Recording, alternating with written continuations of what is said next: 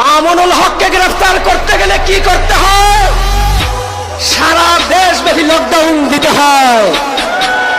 মামুনুল হককে আটক করতে গেলে কি করতে হয়?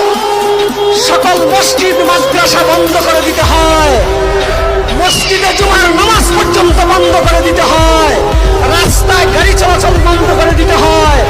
দেশব্যাপী কঠোর লকডাউন দিতে হয়। হাজার হাজার পুলিশ নিয়োজিত করতে হয়।